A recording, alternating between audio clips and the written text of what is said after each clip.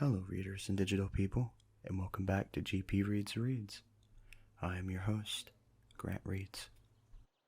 At the end of a long, stressful day, it is one of my favorite things to read a book and unwind.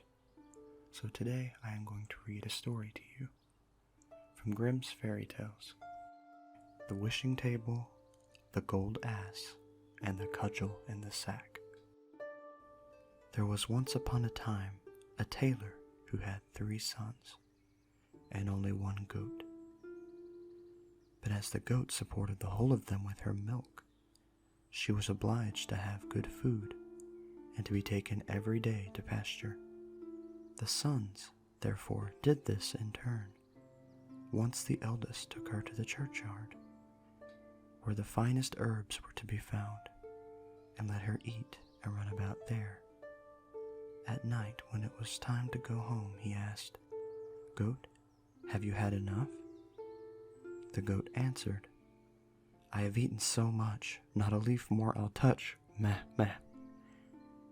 "Come home then," said the youth, and took hold of the cord round her neck, led her into the stable, and tied her up securely. "Well," said the old tailor, "has the goat had as much food as she should?" "Oh," answered the son, "she has eaten so much, and not a leaf more she'll touch." But the father wished to see for himself, and went down to the stable, stroked the dear old animal, and said, "Goat, are you satisfied?" The goat answered, "Why should I be satisfied? Among the graves I leapt about, and found no food, so went without, meh, meh." "What do I hear?" cried the tailor, and ran upstairs and said to the youth, "Hollo, you liar! You said the goat had had enough, and had let her hunger." And in his anger he took the yard measure from the wall, and drove him out with blows. Next day it was the turn of the second son, who looked out for a place among the garden hedge, where nothing but good herbs grew, and the goat cleared them all out. At night, when he wanted to go home, he asked, "Goat, are you satisfied?" The goat answered, "I have eaten so much, not a leaf more I'll touch, meh, meh." "Come home then," said the youth, and led her home, and tied her up in the stable. "Well," said the old tailor, "has the goat had as much food as she should?" "Oh," answered the son, "she has eaten so much, not a leaf more she'll touch." The tailor would not rely on this, but went down to the stable and said, "Goat, have you had enough?" The goat answered, "Why should I be satisfied? Among the graves I leapt about, and found no food, so went without, meh, meh." "The godless wretch," cried the tailor, "to let such a good animal hunger," and he ran up and drove the youth outside with the yard measure. Now came the turn of the third son, who wanted to do the thing well, and sought out some bushes with fine leaves, and let the goat devour them. In the evening, when he had wanted to go home, he asked, "Goat, have you had enough?" The goat answered, "I have eaten so much, not a leaf more I'll touch, meh, meh." "Come home then," said the youth, and led her into the stable, and tied her up. "Well," said the old tailor, "has the goat had a proper amount of food?" "She has eaten so much, not a leaf more she'll touch." The tailor did not trust that, but went down and asked, "Goat, have you had enough?" The wicked beast answered, "Why should I be satisfied? Among the graves I leapt about, and found no leaves, so went without, meh, meh." "Oh, the brood of liars!" cried the tailor, "each as wicked and forgetful of his duty as the other.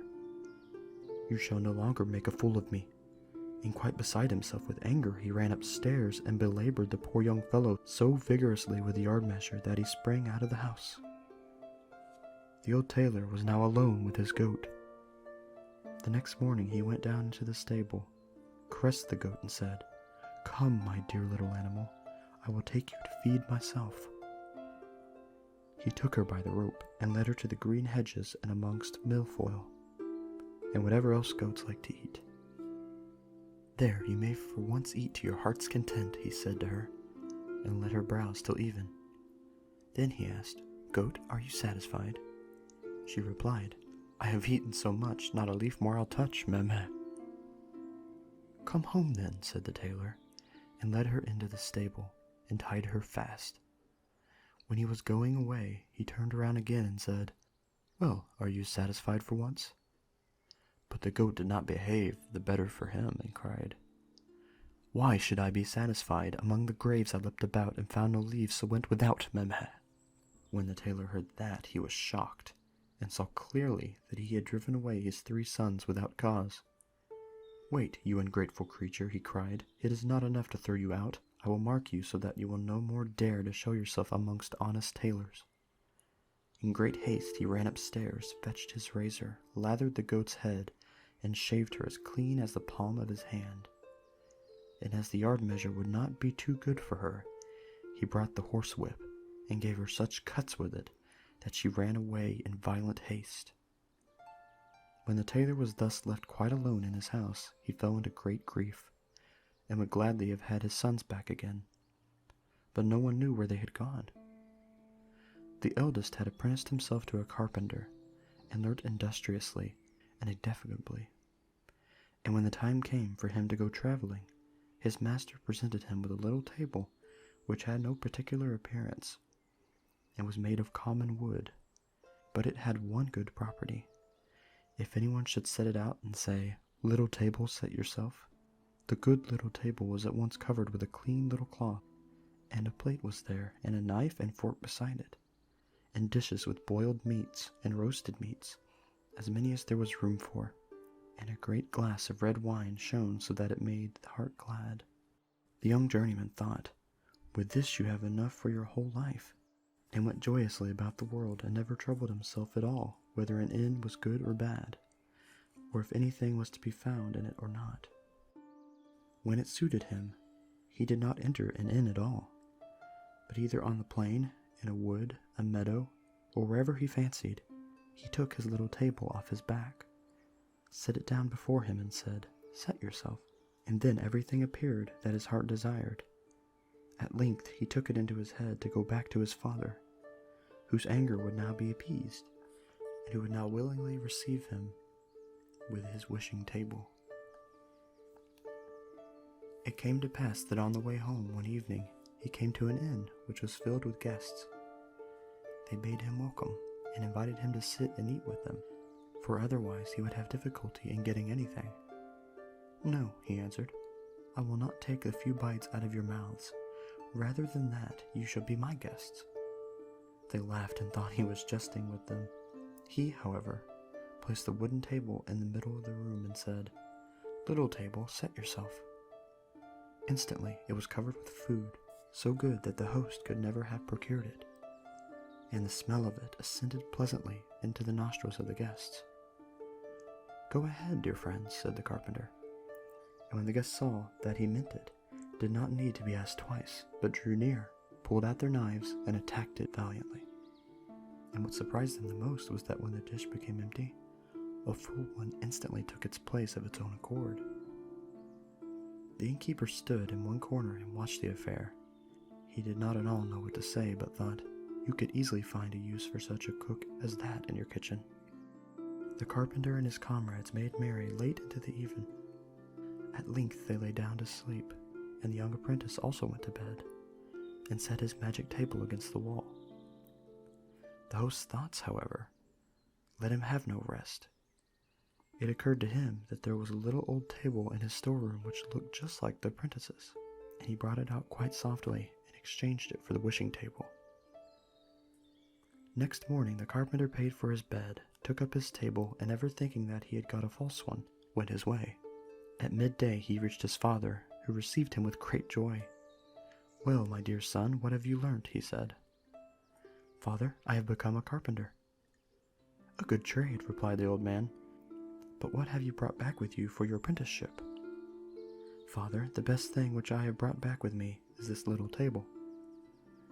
The tailor inspected it on all sides and said, "You did not make a masterpiece when you made that. It is a bad old table." "But it is a table which furnishes itself," replied the son. "When I set it out and tell it to cover itself, the most beautiful dishes stand on it, and a vine also, which gladdens the heart.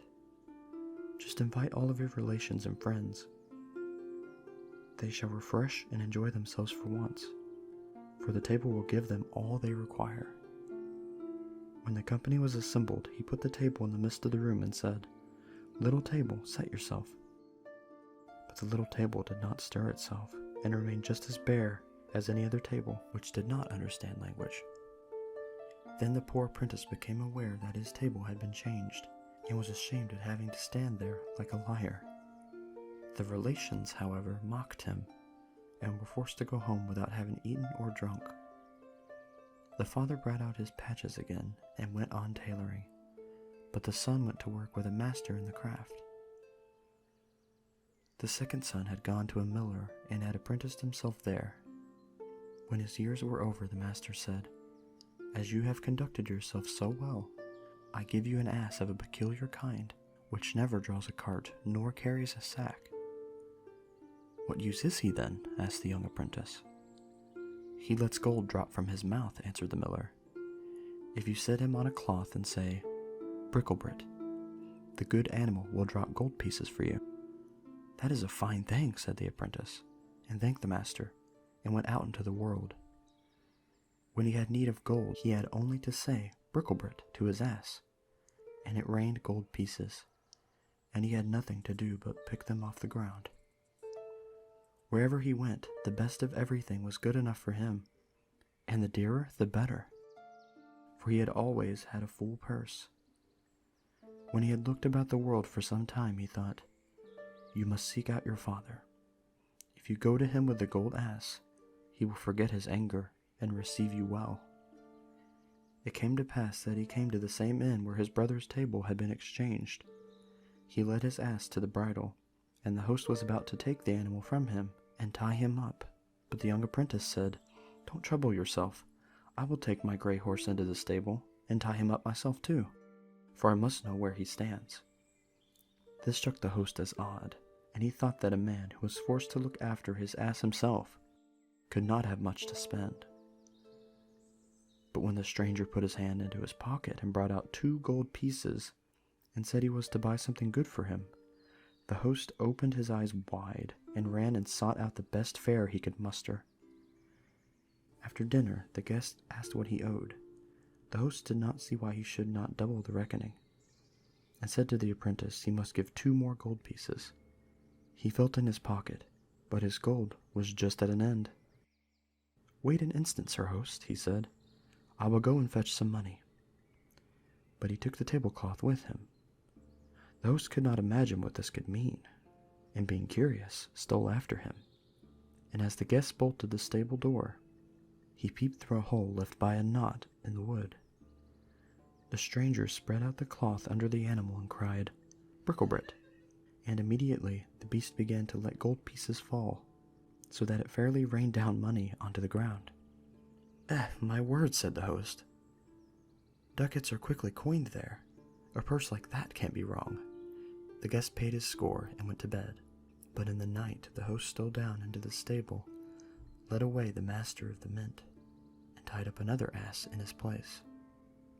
Early next morning the apprentice traveled away with his ass, and thought that he had his gold ass.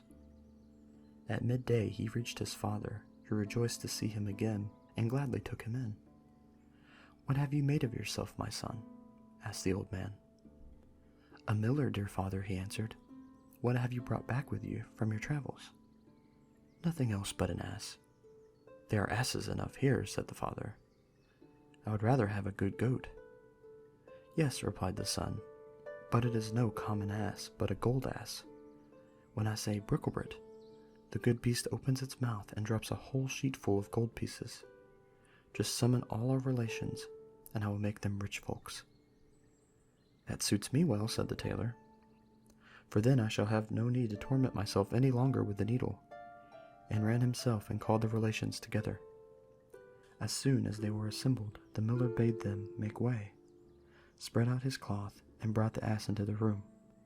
"Now watch," said he, and cried, "Bricklebrit," but no gold pieces fell, and it was clear that the animal knew nothing of the art, for every ass does not attain such perfection. Then the poor miller made a frown, saw that he was betrayed, and begged pardon of the relatives, who went home as poor as they came. There was no help for it. The old man had to take to his needle once more, and the youth hired himself to a miller. The third brother had apprenticed himself to a turner, and as creating by lathe is skilled labor. He was the longest in learning. His brothers, however, told him in a letter how badly things had gone with them, and how the innkeeper had cheated them of their beautiful wishing gifts on the last evening before they reached home. When the turner had served his time, and had to set out on his travels, as he had conducted himself so well, his master presented him with a sack and said, "There is a cudgel in there. I can put on the sack," said he, "and it may be of good service to me, but why should the cudgel be in it? It only makes it heavy." "I will tell you why," replied the master.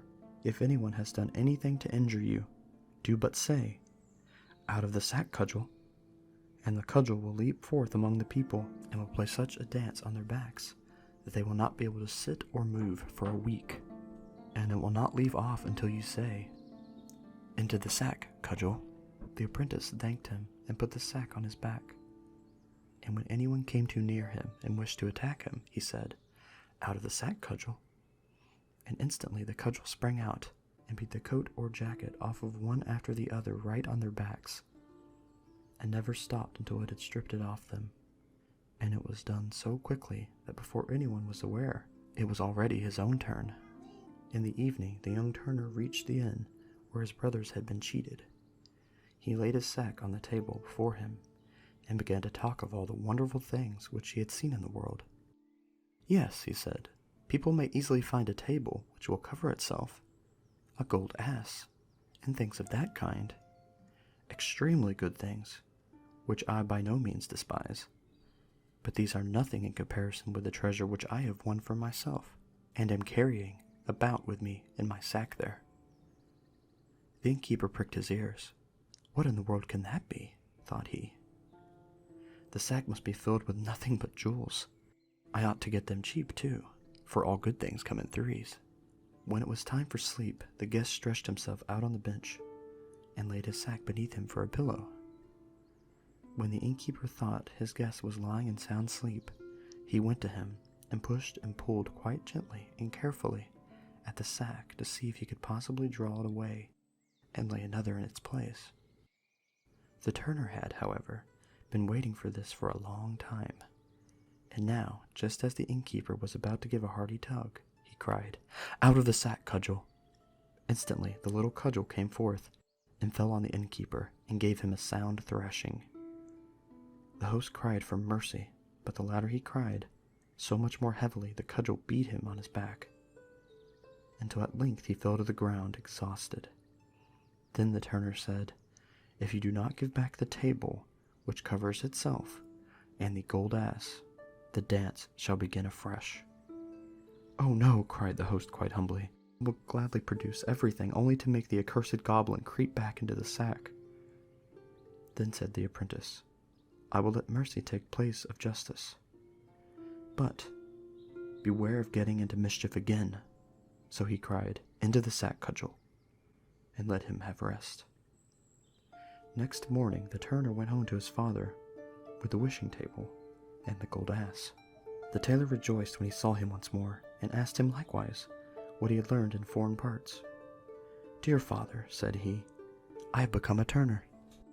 "A skilled trade," said the father. "What have you brought back with you from your travels?" "A precious thing, dear father," replied the son. "A cudgel in the sack." "What?" cried the father. "A cudgel? That's worth your trouble indeed. From every tree you can cut yourself one. But not one like this, dear father. If I say 'out of the sack, Cudgel,' the cudgel springs out and leads anyone who means ill with me a weary dance, and never stops until he lies on the ground and prays for fair weather. Look, with this cudgel I have gotten back the wishing table and gold ass which the thievish innkeeper took away from my brothers. Now let them both be sent for, and invite all our kinsmen. I will give them food and drink, and will fill their pockets with gold too."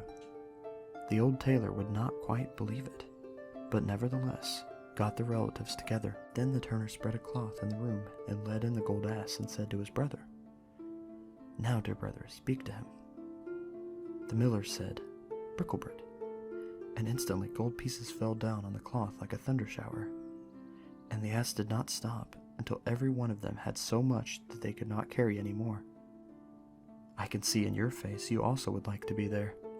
Then the turner brought the little table and said, "Now, dear brother, speak to it." And scarcely had the carpenter said, "Table, set yourself," that it was spread and amply covered with the most exquisite dishes. Then such a meal took place as the good tailor had never known in his house, and the whole party of kinsmen stayed together till far in the night, and were all merry and glad.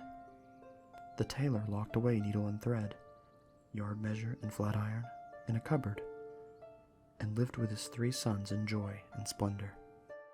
What, however, has become of the goat who was to blame for the tailor driving out his 3 sons?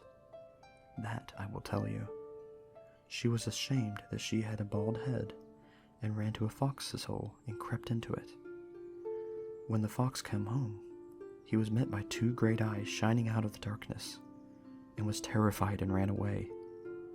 A bear met him, and as the fox looked quite disturbed, he said, "What is the matter with you, fox brother? Why do you look like that?" "Ah," answered Redcoat, "a fierce beast is in my cave and stared at me with its fiery eyes." "We will soon drive him out," said the bear, and went with him to the cave. But when he saw the fiery eyes, fear seized on him likewise. He would have nothing to do with the furious beast, and took to his heels. The bee met him, and as she saw that he was ill at ease, she said, "Bear, you are really making a pitiful face. What has become of all your gaiety?" "It is all very well for you to talk," replied the bear. "A furious beast with staring eyes is in the redcoat's house, and we can't drive him out." The bee said, "Bear, I pity you. I am a poor weak creature whom you would not turn aside to look at, but still, I believe I can help you." She flew into the fox's cave, lighted on the goat's smoothly shorn head, and stung her so violently that she sprang up crying, "Meh, meh," and ran forth into the world as if mad. And to this hour, no one knows where she is gone.